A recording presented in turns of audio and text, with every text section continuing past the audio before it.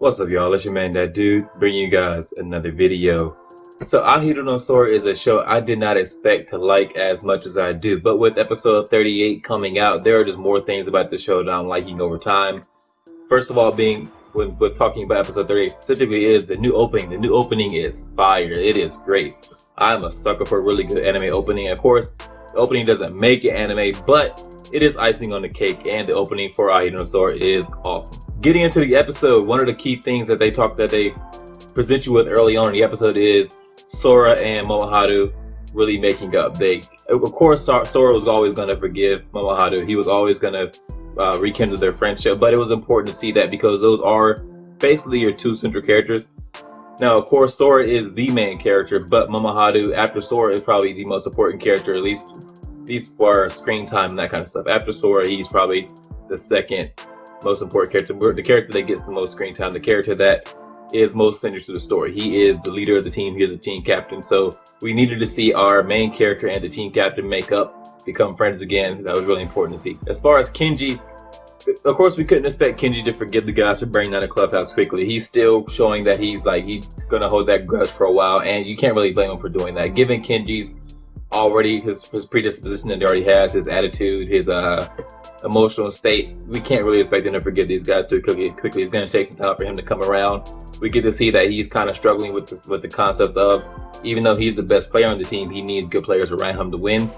Now, Sora can shoot, Chiaki can pass, Momoharu can jump, and I can't remember the tall guy's name. He's good, but as far as players on the team, Kenji is the best player. He is the most skilled player on the team. He is the most talented player on the team, and he knows he's the most talented player on the team. And he's really having to come to terms with the fact that despite being the most talented player on the team, he needs other help around him. And I like that the show is presenting that in that way, because despite the fact that basketball, out of all the team sports, is the most that lends itself to one player, like being able to lift up his teammates, it's more so than football or baseball and that kind of stuff. Basketball, having one great player can really take you places, but at least for the show, they have to present it from a team aspect, because they have to keep the other characters in the show important. If you just make it where Kenji can carry everybody, you never know what other characters are important. You need every character to be important for us fans to be invested, because with the cast that the show has, you can really, I feel almost anybody can find a character they really like. I like Kenji. He's my favorite character right now, but Chiaki is a good character. He's funny.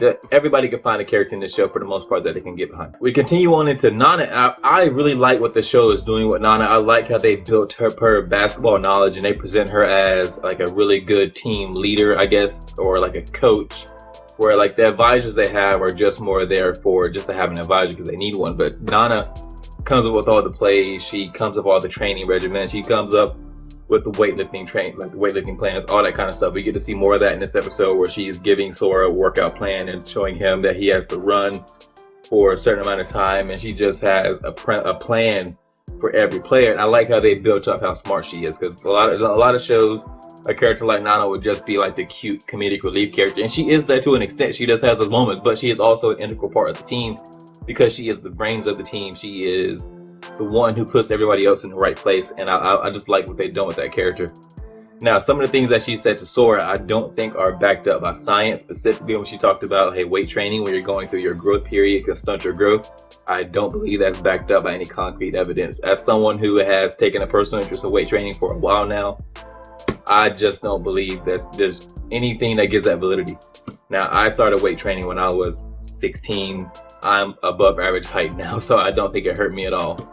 So, I mean, and I'm not going to nitpick it too much on some kind of, hey, scientifically, this is not correct. Just something I want to put in there. Going back to Momoharu, we're really getting some more character growth for him. When he dropped on his knees and begged Masayoshi to come back as their advisor, I thought that signaled a really linchpin moment for him, because he's more of the tough guy, doesn't show a lot of emotion, but he's really taking the fact that he was a part of burning down the clubhouse. He's taking that upon himself. He's taking that burden seriously. And he's committed to bringing the team back. He's committed to getting the team reinstated, because he knows he was part of the reason, or a large part of the reason, that the team got disbanded in the first place. So, on one hand, I want to say good for him for swallowing his pride and begging Masayoshi to come back. But on the other hand, oh man, that's what you got to do in the first place. This is kind of your fault, along with Nabe and Chucky. This is kind of his fault. The principal, I kind of saw this coming just from the last couple episodes. We get to see like some hints here and there that the principal is going to come around to the team side, but we really get to see him talk about how he was a member of the boys men's basketball team when he was in high school. He loves those memories that the basketball team gave him. So he's going to give the boys an opportunity to win the stewardship of another teacher or win another advisor, I guess, because no other advisor wants to come be the advisor for the basketball team because they think the basketball team is full of a bunch of delinquents, which they kind of are, and they have such a bad reputation, especially after burning down the clubhouse, and Masayoshi isn't allowed to be their advisor anymore. But the principal ultimately wants to give them a chance to come back in and have another team, so he's giving them a chance to win a practice match, and if they win the practice match, they'll ultimately win over another advisor.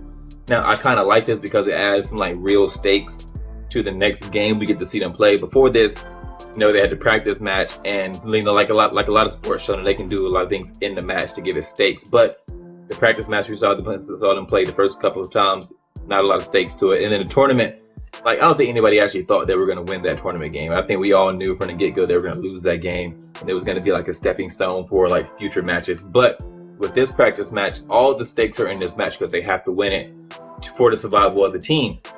And with the show basically hinting that Sora is sick because Sora's in bed. He wasn't there for the meeting with the principal. He was in bed with a little rag on his face. And so I think they're hinting that he's sick.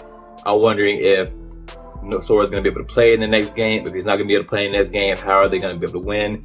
Is it going to be kind of like a thing where the show builds up the other characters and like leaves Sora to the side for a little bit, so when Sora comes back, we are more attached to the other characters and not just Sora? I would kind of like that. I'd be down for that. The school that they have to play for their practice match is apparently the same school that same school with the coach that tried to recruit Kenji away from Kuzu High, and I think that is going to make for a really interesting dynamic because that school apparently has a bunch of aces on their team. They are a team that went from not being very good to a powerhouse. We get to see them their match where they have an ace, and then they have another guy on the bench they can bring in who played in America.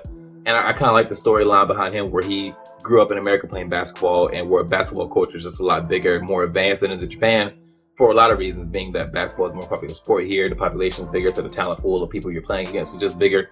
And so he goes back to Japan and he's kind of dissatisfied with the level of competition in Japan. And so he's coming off the bench because he's a freshman. So if that's your player coming off the bench, how good are the other players on the team? We've only really been exposed to two so far. And the one coming off the bench that played in America, that's the same one that came to the school to challenge Kenji and beat Kenji in a one-on-one match. And we all know how great Kenji is. So it's really going to be exciting to see how good they are against Kuzu High, because Kuzu High is just a bunch of misfits, and they only have a few players actually who really know basketball. So that's going to be cool to see. All in all, I thought this was a really good episode. For an episode that didn't actually have a lot of basketball, it was actually more setup.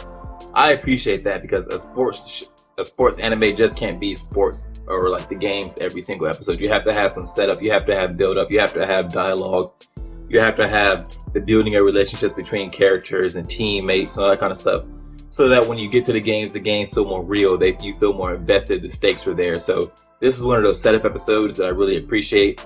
Like I said at the beginning, I've grown to like this show a lot more than I expected to. Now, I am a sports fan in general, so I guess I was already predisposed to liking this show, but I didn't like Kuroko's basketball really at all, and I'm starting to love this show. So I'm excited for episode 38. Thanks for watching. I'll see you guys in the next one.